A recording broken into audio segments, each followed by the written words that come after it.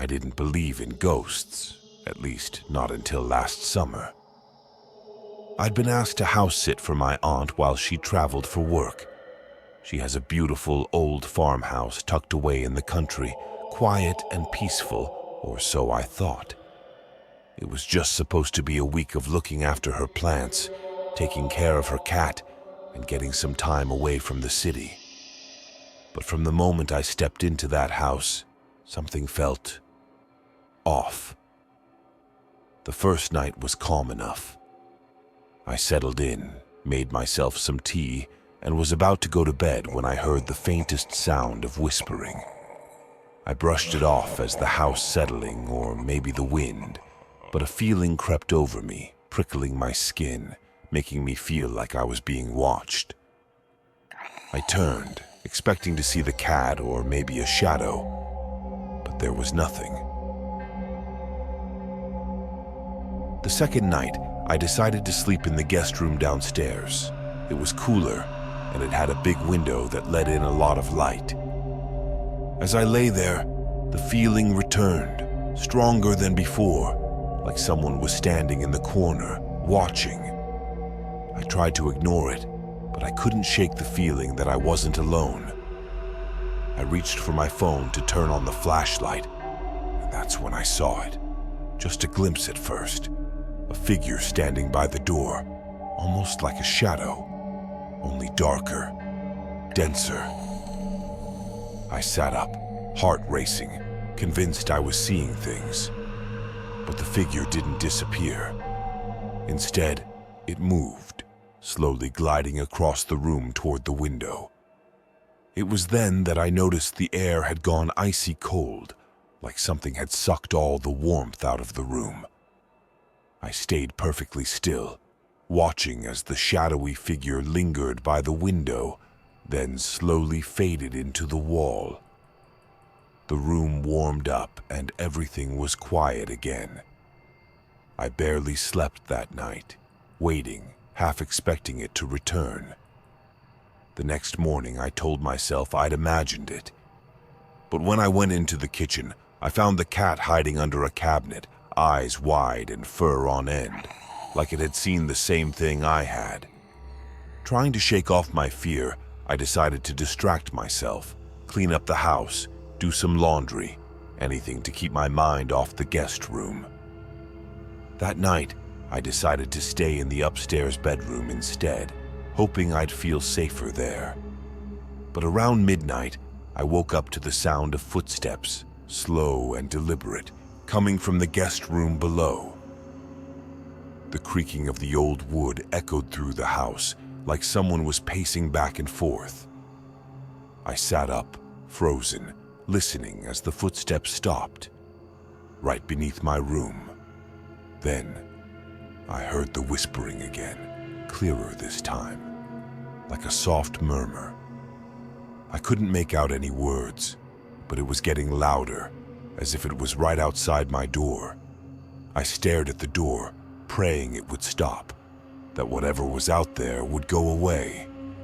But the whispers only grew louder, angrier, until it sounded like someone was pounding on the walls. I grabbed my phone, ready to call my aunt, but when I looked at the screen, it was dead, even though I'd just charged it. I sat there, paralyzed with fear, as the whispers finally faded into silence. I barely slept a wink, my ears straining for any sound, any sign of the thing that haunted that room. The next day, I called my aunt. I told her everything, expecting her to laugh it off. But she was quiet for a long time before finally saying, "I was hoping you wouldn't notice anything unusual." She then told me that she'd seen the figure too, and that her guest room had always felt wrong, even when she first moved in. She never used it, and she tried not to go in there at night. I left that day, unable to spend another night in that house. But sometimes, when I close my eyes, I can still see the shadow standing by the window, watching me, waiting. And I wonder if it's still there, pacing that cold, dark room, whispering in the night, waiting for someone else to notice it. After that terrifying night at my aunt's farmhouse, I thought I could put the experience behind me. But the fear lingered, creeping into my everyday life. Every time I heard a creak in my apartment or saw a shadow flicker in my peripheral vision, my heart raced. I avoided mirrors and windows, terrified of what might be staring back at me. Weeks later, I received a call from my aunt. She wanted to know if I could help her with some renovations at the farmhouse. I hesitated, my heart racing at the thought of returning, but she insisted it was just minor work, cleaning out the attic, painting the guest room. I couldn't say no. I felt responsible for leaving her house so abruptly, and a part of me was curious. Maybe it was time to face whatever was haunting that room. When I arrived, the air felt thick, almost electric, like a storm was brewing. The farmhouse looked the same, but something felt different, more oppressive. My aunt greeted me, her smile strained, and led me inside. As we began working, I couldn't shake the feeling of being watched. The shadow from the guest room haunted my thoughts, and I found myself glancing toward that door more than once. After a few hours of cleaning the attic, I decided to take a break. I wandered downstairs and found myself standing in front of the guest room, heart pounding in my chest. I hesitated, but eventually pushed the door open, half expecting the darkness to swallow me whole. The room was empty, filled only with dust and an unsettling silence. I stepped inside, feeling the temperature drop instantly. I scanned the room, my pulse quickening. There was an old rocking chair in the corner, still and eerie, as if waiting for someone to sit in it. I took a deep breath, trying to shake off my unease. As I turned to leave, I heard it, a soft creaking sound, like someone had just sat down in the chair. I froze, adrenaline coursing through my veins.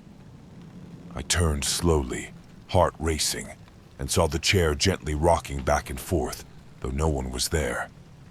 Panic surged through me. I backed away, but then I heard the whispering again, this time clear as day, filling the room. "Stay with me." It echoed in my mind, resonating with an eerie familiarity. My legs felt like lead, but I forced myself to run out of the room, slamming the door behind me. I stumbled into the living room, gasping for breath. My aunt looked up from her painting, concern etched on her face. "What happened?" she asked, her voice filled with worry. I told her everything, and her expression shifted to one of dread.